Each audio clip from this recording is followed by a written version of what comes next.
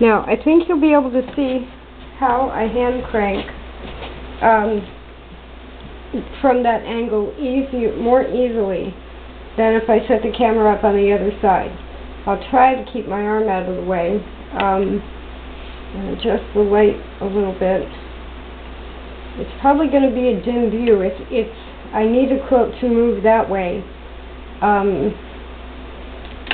It's not as hard as it looks, and once I took the bar for the quilting foot off of there, this is going to go very smoothly.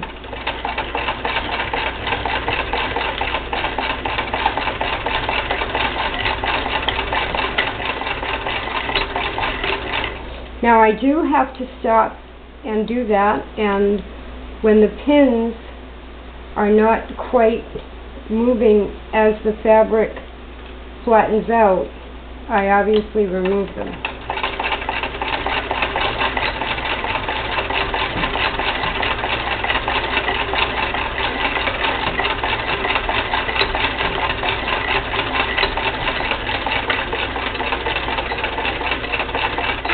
So this wall quilt is about 40 inches square, and this is going to be easy to do with the Spartan hand crank.